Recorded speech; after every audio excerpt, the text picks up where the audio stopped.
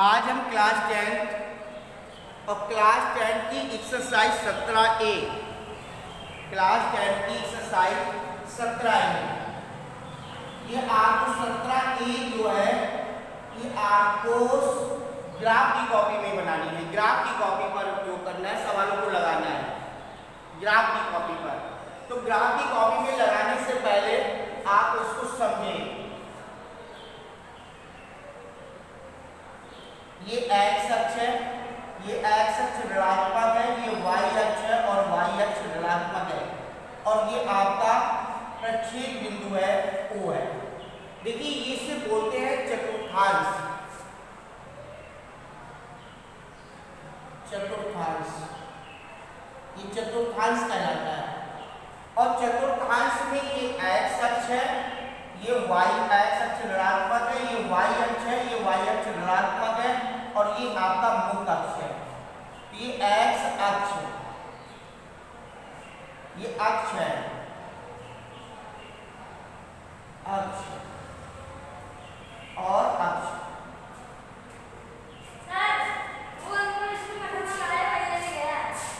ये x अक्ष और ये y अक्ष है। तो x अक्ष और y अक्ष है और बीच का जो भाग जहां पर प्रक्षेप कर रही है x अक्ष और y अक्ष की रेखा है, ये हमारा मूल बिंदु या मुक्त अक्ष है। मूल बिंदु या मुक्त अक्ष कहलाता है। और x अक्ष और y अक्ष के बीच का जो भाग है, धनात्मक दिशाओं के बीच का भाग है, ये प्रथम चतुर्थांश है। प्रथम चतुर्थांश। और y अक्ष धनात्मक और x अक्ष के ऋणात्मक का बीच का जो भाग है, ये आपका द्वितीय चतुर्थांश कहलाता है। द्वितीय चतुर्थांश। और x अक्ष ऋणात्मक और y अक्ष धनात्मक के बीच का भाग तृतीय चतुर्थांश। तृतीय चतुर्थांश। और y अक्ष ऋणात्मक x अक्ष धनात्मक के बीच का जो भाग है वो चतुर्थ चतुर्थांश कहलाता है। तो इसमें चार चतुर्थांश हैं। प्रथम चतुर्थांश, द्वितीय चतुर्थांश, तृतीय चतुर्थांश और चतुर्थ चतुर्थांश। चार अक्ष हैं। x अक्ष ऋणात्मक, y अक्ष ऋणात्मक और नौवां जो अक्ष है वो मुक्त अक्ष या मूल बिंदु है। तो कुल मिला के चार चतुर्थांश, चार अक्ष और एक मुक्त अक्ष है। ठीक है, तो इस प्रकार से टोटल हो गए 9 और 9 में से इनकी 9 की पहचान किस प्रकार से करेंगे। प्रथम चतुर्थांश में x अक्ष और y अक्ष दोनों धनात्मक हैं। तो x अक्ष को क्या कहते हैं? x अक्ष भुज होता है और y अक्ष कोटि कहलाता है। x अक्ष भुज और y अक्ष कोटि, और भुज और कोटि दोनों जब मिल जाते हैं तो निर्देशांक बन जाता है। निर्देशांक बराबर होता है भुज और कोटि। भुज और कोटि। x अक्ष भुज और y अक्ष कोटि, निर्देशांक भुज और कोटि बन जाएगा। ठीक है, तो प्रथम चतुर्थांश में x भी धनात्मक है, y भी धनात्मक है, तो यहाँ पर भुज और कोटि दोनों के दोनों धनात्मक हो जाएंगे। भुज भी धनात्मक, कोटि भी धनात्मक। लेकिन x अक्ष ऋणात्मक और y अक्ष धनात्मक के बीच में द्वितीय चतुर्थांश है। यहाँ पर भुज ऋणात्मक है और कोटि धनात्मक है। तो भुज ऋणात्मक और कोटि धनात्मक यहाँ पर द्वितीय चतुर्थांश है। लेकिन तृतीय चतुर्थांश में भुज भी ऋणात्मक और कोटि भी ऋणात्मक है। तो यहाँ पर भुज ऋणात्मक, कोटि ऋणात्मक, तो यहाँ पर तृतीय चतुर्थांश हो जाएगा। और चतुर्थ चतुर्थांश में भुज धनात्मक और कोटि ऋणात्मक है, यहाँ पर चतुर्थ चतुर्थांश बन जाएगा। तो प्रथम चतुर्थांश की पहचान है जहाँ भुज और कोटि दोनों धनात्मक होते हैं वो प्रथम चतुर्थांश। जहाँ पर भुज ऋणात्मक और कोटि धनात्मक होता है वो द्वितीय चतुर्थांश। जहाँ पर भुज और कोटि दोनों ऋणात्मक होते हैं वो तृतीय चतुर्थांश। और जहाँ पर भुज धनात्मक और कोटि ऋणात्मक होता है वहां पर आपका चतुर्थ चतुर्थांश होता है। चारों चतुर्थांशों की पहचान होगी। अब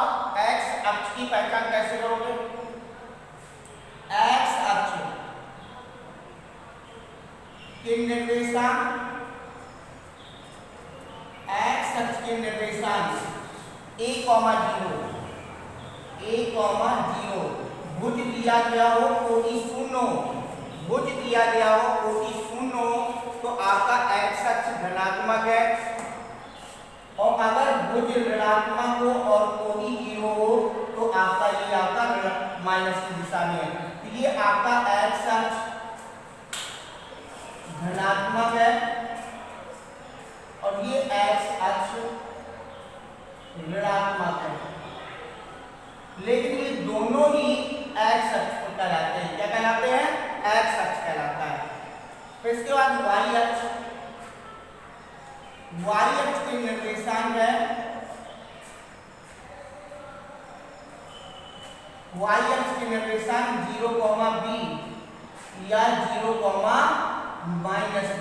अगर 0, b है तो ये y अक्ष की धनात्मक दिशा में है और 0, -b है तो ये y अक्ष की ऋणात्मक दिशा में है। तो ये y अक्ष की धनात्मक है, y अक्ष धनात्मक, और ये हो जाएगा y अक्ष ऋणात्मक। अब जैसे मान लो इसका निर्देशांक a, 0, इसका निर्देशांक 0, -a, 0, इसका निर्देशांक 0, b और इसका निर्देशांक 0, -b।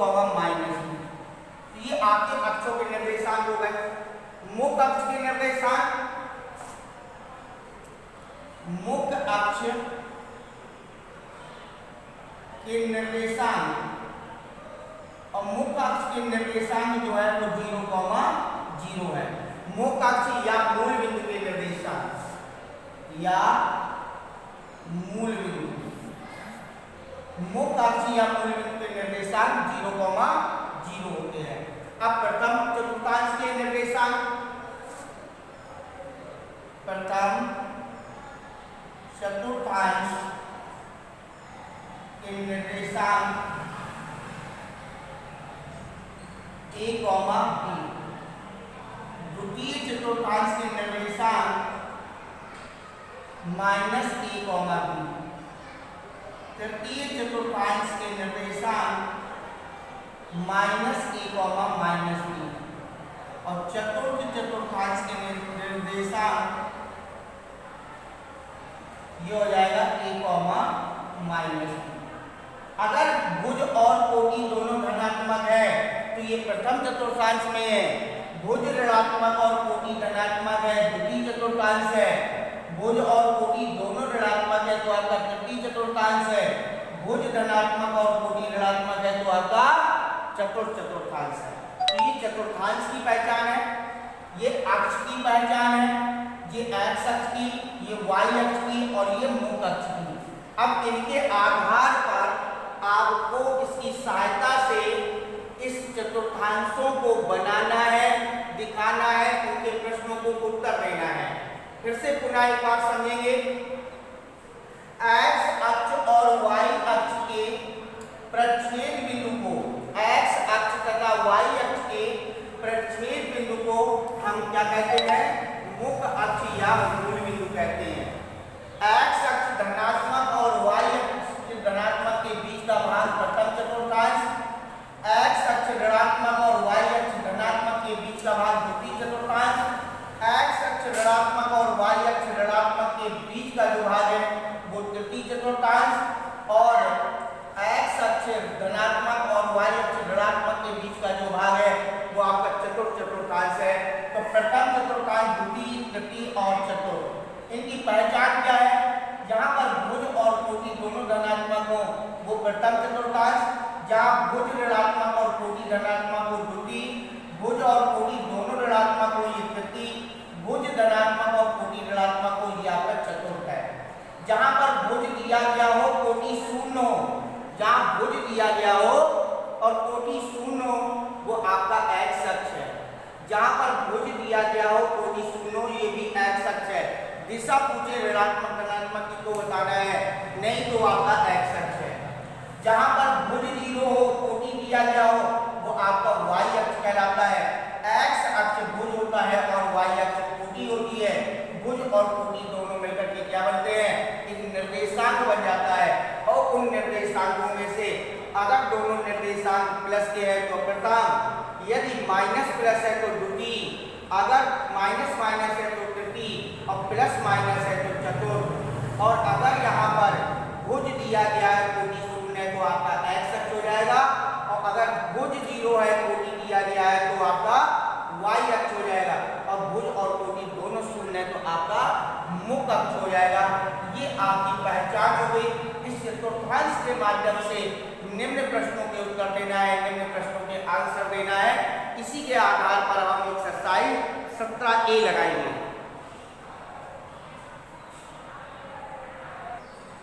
सबसे पहला सवाल, नीचे दिए गए चित्र को देख करके निम्नलिखित प्रश्नों के हमें क्या करना है, उत्तर देना है। आपको हम चित्र दिखाई दे रहे हैं, ये आपका चित्र है।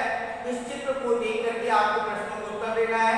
अपनी ग्राफ की कॉपी पर जैसा चित्र बना है वैसा चित्र बनाना है ग्राफ की तरफ, और दूसरी तरफ आप उसके प्रश्नों के उत्तर देंगे, उसके रिक्त स्थानों की पूर्ति करेंगे। तो अभी हम पहले आपको चित्र बना करके दिखा रहे हैं, फिर इसके बाद इसके प्रश्नों के उत्तर देना है। यहाँ पर सबसे पहले B से H खींचना है। ये X अक्ष, ऋणात्मक, ये Y अक्ष ऋणात्मक। आपकी उसमें ग्राफ की कॉपी में लाइनिंग खींची होगी, उस लाइनिंग से लाइनिंग खींचनी है। यहाँ पर 0, 1, 2, 3, 4, 5, 6, इस तरफ -1, -2, -3, -4, -5, -6, 1, 2, 3, 4, 5, 6, 7, -1, -2, -3, -4, -5, -6, ये आपका नंबरिंग दे दोगे। इस तरीके से नंबरिंग देने के बाद हमारा द्वितीय चतुर्थांश में m है -2 और 3, -2 और 3, भुज -2 है, कोटि 3 है, यह आपका m बिंदु है। फिर इसके बाद है तृतीय चतुर्थांश में n है -3 और -2, -3 और -2, x अक्ष -3 है और y अक्ष -2, ये आपका n है। फिर इसके बाद है 4 और -4, ये चतुर्थांश में है 4 और -4। इस बिंदु को हमें T से प्रदर्शित करना है। अब अगर इनके निर्देशांक देखना चाहते हो तो x अक्ष 4 और y अक्ष -4, तो भुज 4 है, कोटि -4 है। निर्देशांक हो जाएगा T का 4, -4। n का निर्देशांक हो जाएगा -3, -2। m का निर्देशांक हो जाएगा -2, 3। देखिए आपका द्वितीय चतुर्थांश में है तो भुज ऋणात्मक है, कोटि धनात्मक है। तृतीय में है भुज और कोटि दोनों ऋणात्मक है। चतुर्थ में है भुज धनात्मक है, कोटि ऋणात्मक है। इन चित्रों की सहायता से हमें निम्न प्रश्नों के उत्तर देना है। सबसे पहला प्रश्न है बिंदु M x अक्ष की किस दिशा में अंकित है? बिंदु M x अक्ष की किस दिशा में, x अक्ष की दिशा में अंकित है। तो m जो है x अक्ष की ऋणात्मक दिशा में अंकित है। अगर y में पूछता तो y अक्ष की धनात्मक दिशा में अंकित होता, तो m x अक्ष की ऋणात्मक दिशा में अंकित है।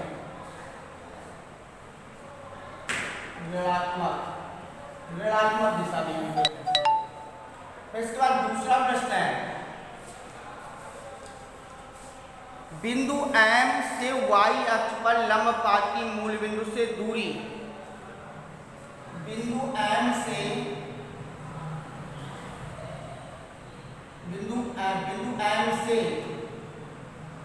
y अक्ष की लंब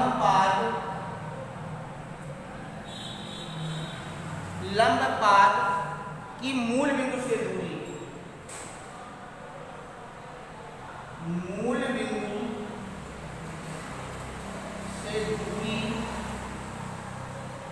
परम मात्रक है।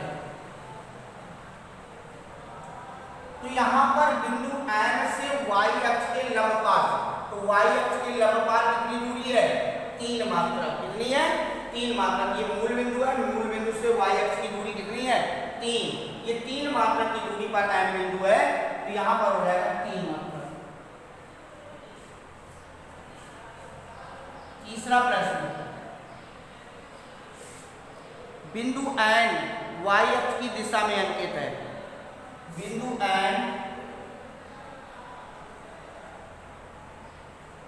y अक्ष की दिशा में अंकित है। तो N जो है y अक्ष की, N जो है वो y अक्ष की किस दिशा में है? ऋणात्मक दिशा में। कौन सी दिशा में? ऋणात्मक दिशा में।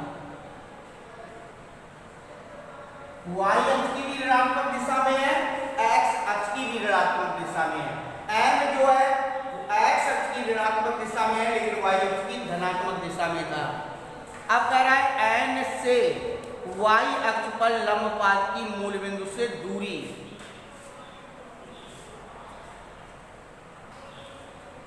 यहां पर लिखना है बिंदु N से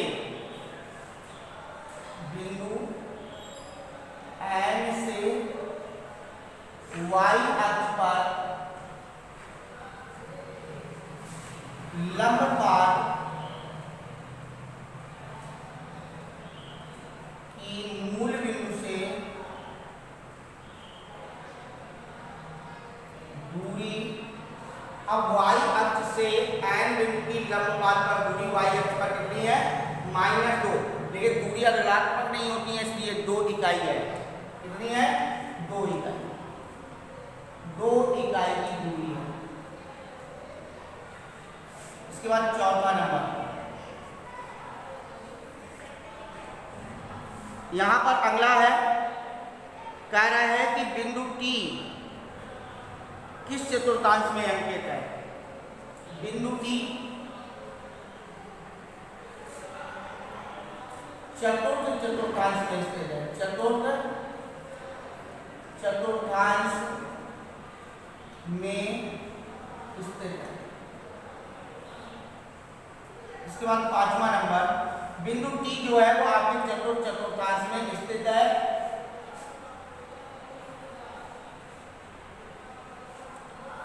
पांचवा नंबर है, कह रहा है बिंदु T से x अक्ष पर लंब पाद की मूल बिंदु से दूरी। बिंदु T x अक्ष की लंब पाद की मूल बिंदु से दूरी। यहां पर मूल बिंदु से x अक्ष की दूरी T की देखनी है, तो 1 2 3 4 मात्रक है, तो 4 इकाई है। कितनी इकाई है? 4 इकाई। और अगर इसको पूछता कि y अक्ष पर लंब पाद की मूल बिंदु से दूरी भी 4 इकाई है। माइनस की 4 है, यहाँ पर प्लस की 4 है, लेकिन दूरी धनात्मक होती है, तो x अक्ष पर भी 4 इकाई है और y अक्ष पर भी 4 इकाई की दूरी है। इस प्रकार से ये ग्राफ में हमें पहला सवाल बनाना है, एक तरफ बना करके फिर दूसरी तरफ के प्रश्नों के उत्तरों को हमें क्या करना है? रिक्त स्थानों की पूर्ति करनी है। इस प्रकार से पहले आज हम इसके चतुर्थांश को समझेंगे। समझने के बाद आज हम पहला सवाल लगाएंगे, फिर इसके बाद कल से दूसरे सवाल से हम शुरू करेंगे।